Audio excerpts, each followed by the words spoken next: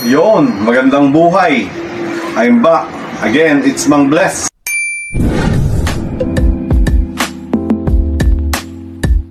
Para sa Real Talks.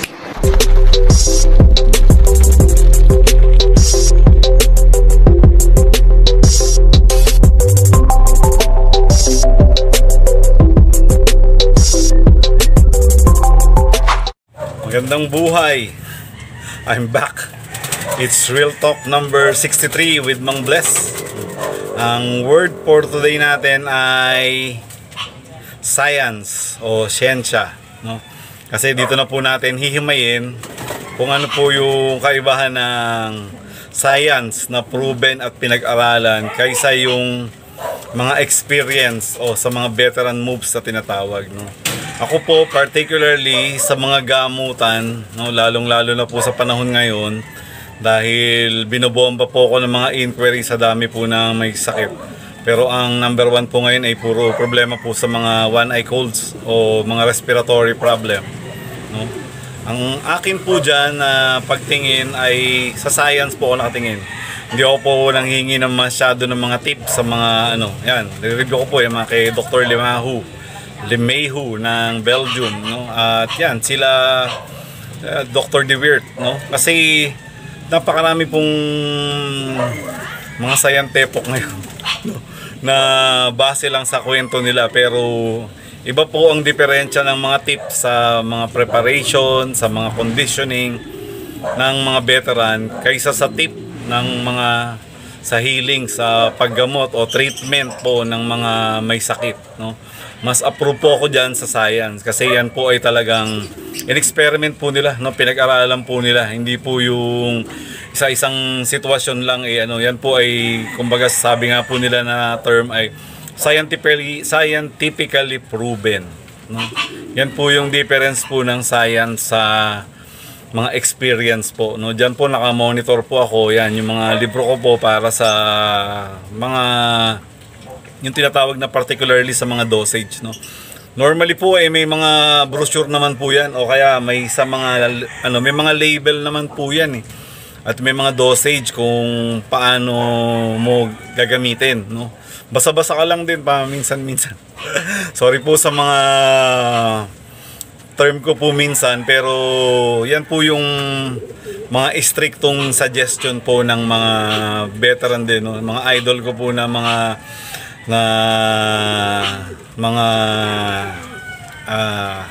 tao, lalo particularly yung mga matitindi po talaga na umiikot sa buong mundo para i-compare, no? Yan, especially yan si Adcher Lakens, no? Sa mga race result, pero with respect pa rin po siya sa science, sa mga treatment, no? Ganun din po yan. Yan sila Jim Jenner, no? Yan po yung may pinakamaraming magagandang videos tungkol po sa racing pigeon. Pero kagaya po nito, puro mga sneak preview lang, no? Kailangan gumastos tayo para mas malaman po natin yung mga malalalim na dapat nating matutunan. No, yan po yung kaibahan po ng scientific sa scientific, no? Normally po kasi sa iba, yung tinanungan mo baka tinanong niya lang din at tinanong din sa iba, no? Pero marami po talagang mga experience din na umaaray na kapag sakit na yung umatake, no? Kasi diyan po magbase na po tayo talaga sa mga po ng mga medical, no? Kasi diyan din po nila, hindi po nila hinulaan po yan o kaya tina-trial and error. Subok na po nila yan kung ano po yung dosage na gagawin. Hindi na po kailangan magtanong kasi pag nagtanong pa kayo, iba-iba pa po yung ginagawa nila at tinitimpla-timpla pa po nila. Hindi po nila alam yung risk ng mga pagtitimpla ng mga multiple po na may contradictory effect na po yan o kaya may pagkakaiba na po yan. Sorry po sa mga term ko, mukhang marurunong at magagaling naman po kayo, baka mababawa na po kayo sa iba ko pa pang term, no? Ganyan po yung mga kagaya po ni Gerard Sklepors, no?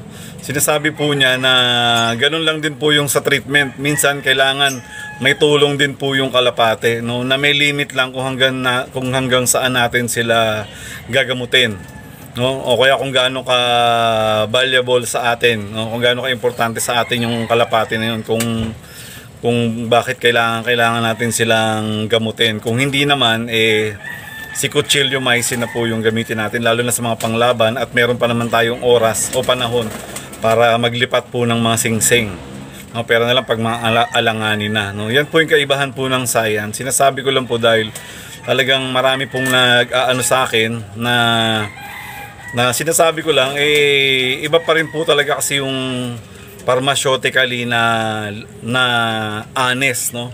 Hindi ko naman po kasi napakadami na pong gamot ngayon. Local, no, Asian, pero sa Europe po ako kasi yung po yung sa palagay ko na honest at subok.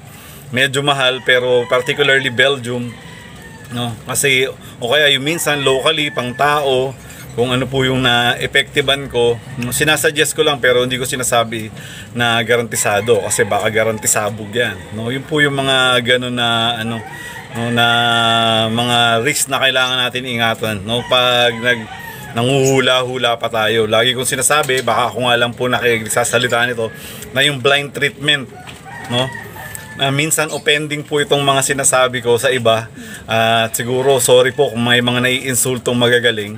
Pero ako po, ito experience ko lang po ito, no? Lalong-lalo na po sa mga sinasabi nilang mga subok, no? Pero pag nag-advise sila, magugulat ka, minsan sila naman ang hihingi ng advice, no? Yung pong mga ganun, wala pong may alam ng lahat.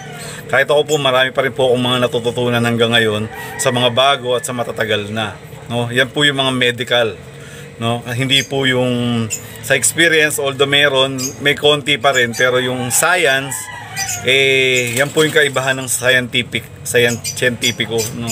Na talagang proven, no? Na i-claim talaga nila, no? Na literal, kagaya po ng mga biogesic, no? Sa sakit ng ulo, Newsep sa sipon, yung pong mga ganun. Kasi yung mga supplement ngayon, kahit di ba yung mga nagkalat na mga pang-tao, pagbabasahin mo sa dulo, meron pa nakasulat na no approved therapeutic claim, no? Meron naman po, no, yung iba na hindi rin ganun ka-effective, no, na gamot. No, kaya depende pa rin po 'yan kung hanggang saan yung limit natin sa science ng paggamot o kung kailangan natin silang ikal o kung mahalaga o importante na kailangan natin silang buhayin. At dahil diyan, overtime na naman ako. At marami pa po ito, no? Kagaya po ng sinasabi ko po, sneak preview lang po ito. Kailangan natin mag-invest. Kagaya ng mga videos po nila Jim Jenner at marami pa pong mga videos na nagkalat. Meron po yan sa mga YouTube na mga putol-putol, pero ibang klase pa rin po yung talagang kumpleto at detalyado na at mga suki lang natin yan. At dahil dyan, peace. Thank you.